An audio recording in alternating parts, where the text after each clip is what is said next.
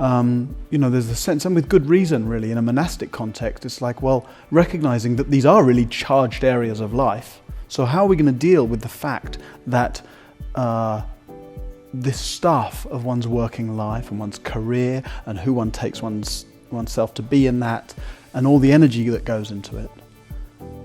What are we going to do with that? Let's withdraw from it. And then there's the intensity and charge around sex.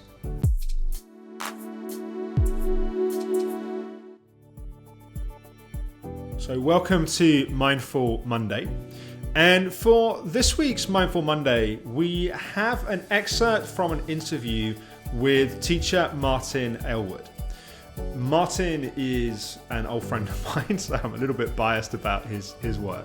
He's also godfather of one of my children. But Martin is a Buddhist teacher and meditation teacher who has a particular focus around practice within daily life.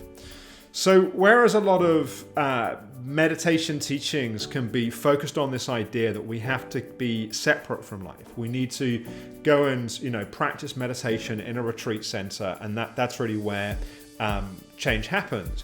Martin's real focus is on living in the world of work, of sex, of money, of dharma, of complexity, of daily life, and that being a powerful kind of practice ground really for consciousness and awakening to evolve.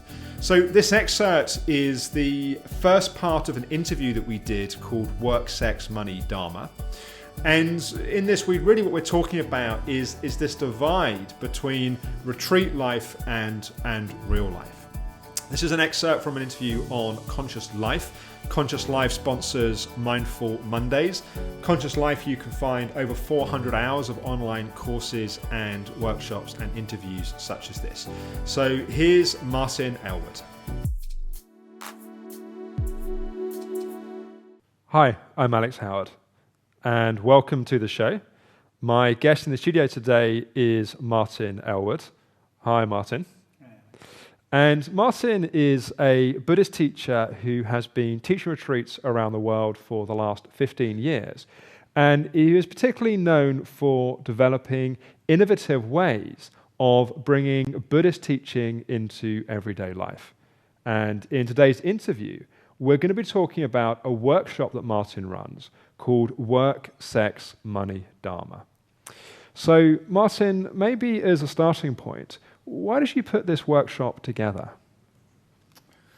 Well, it began really with sensing the gap that was there between Buddhist teachings as they've been developed in a predominantly Asian and predominantly monastic context over the last 2,500 years, and then starting to come more and more into the West, into contemporary life, if you like. And yet, the people they're addressing predominantly in our culture are people living a lay life. And so those elements of the teachings and the practices and the emphasis that really point quite specifically and purposefully away from these charged areas of life.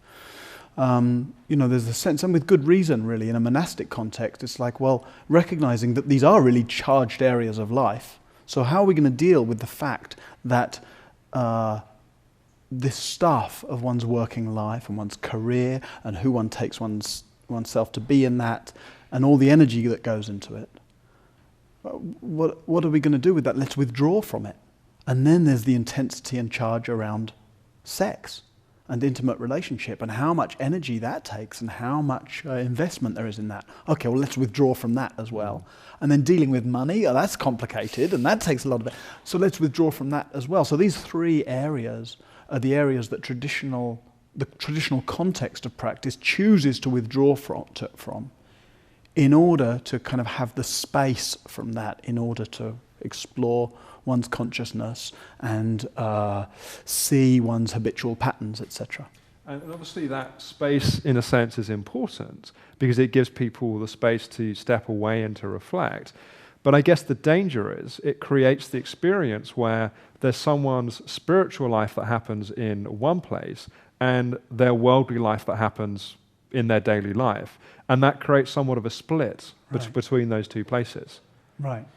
And those contexts exist, and are very powerful and important contexts, right? So when people go on retreat, for example, they go into a sort of microcosmic version of that, where they leave behind those charged areas for the few days or the few weeks that they might be in a retreat environment. And those are often very, very powerful kind of training periods and periods of great insight and transformation. And then the retreat ends, and the holding that you've got and the teachings that you've got within that retreat environment tend to just not be enough to support you with re-engaging with not just your daily life in general, but particularly these areas of life that exert so much pull on us. And so the intention was to have a body of teachings and a way of accompanying people in their life that really addressed these areas specifically. Yes, because of course I think many people have had the experience of being on retreats and feeling very spacious and feeling a sense of connectedness and often feeling, I guess I speak from personal experience here, feeling a sense of kind of excitement and optimism to bring that into their life. And there somehow seems to be a gradual losing of that connection as life kind of unfolds. And one of the things that particularly strikes me about the format that you use in the in-person version of Work, Sex, Money, Dharma is that you have a weekend where everyone comes together, and then you have a series of evenings following from that weekend where people live their life, so they go to work, and then they come to the workshop in the evening. So there's that kind of bridging the gap, I guess, of that integration. What have you noticed as being the effect of working in that way? Well, that's very much, that's setting's really important to the course because it seemed counterproductive. I don't want to try and teach and accompany people in those areas in an environment where they're withdrawn from them. So I purposely wanted to do it in a way that wasn't residential and was in an urban setting. And so that as we, through the teachings and the sort of intensity of the weekend, and then the accompaniment that's there with people through the week, that they're sort of constantly in relationship with the exploring of that and then the living of it. And it's in a way the to and fro of that, the being, having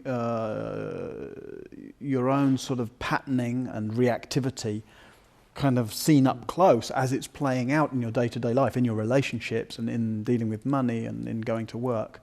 And then having both the teachings that explore that and the support of a community and the guidance of a teacher to keep coming back each evening and seeing, what's happening and what is the patterning that's getting triggered and how can you open that up and work with it. Yes, because part of what it seems to me is that a lot of inner work is a teaching around spaciousness and quietness and solitude.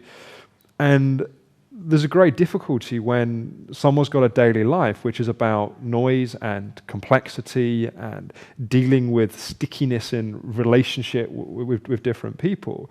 And I think often it seems to me what can happen is that when we're having that kind of worldly experience, it feels like something that's in the way of our inner practice as opposed to perhaps part of our inner practice. Is that in a sense how you're approaching it within this? Well, yeah, partly the problem is, in a way, in the setup of a retreat environment, right? You bring people into an environment which is, like I say, it's very powerful and it's protected and it's important. But the very elements that are in place, the silence and the simplicity and the slowing down, people tend to mistake those elements for what the practice is about, as if it always ought to feel slow and simple, etc. So then you tend to, because the slowness and simplicity is so valuable in helping you connect with the immediacy of life in your own consciousness, you tend to kind of take that back into your life expecting or that you should still feel some slowness and simplicity. And then when life gets more complex and speeded up, it feels like something's lost. Yes. And yet actually, the immediacy of life and the mysteriousness of consciousness and the intimacy of our participation in what's happening right now isn't dependent on how fast things are moving, isn't dependent on whether there's a simplicity or a complexity to the situation. And so that's where the real value is in the course, is bringing people again and again to the recognition of life's extraordinary, mysterious imminence, regardless of what's happening, and having that be the kind of the ground in which one then comes to the exploration of relationship, of money, etc. So I hope you enjoyed that excerpt. You can watch the full interview at consciouslife.com, where you can sign up for a free 14-day trial, have access to this interview and over 400 hours of similar courses, workshops and interviews.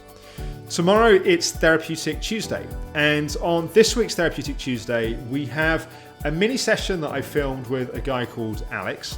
And that's not me, by the way, there's someone else called Alex.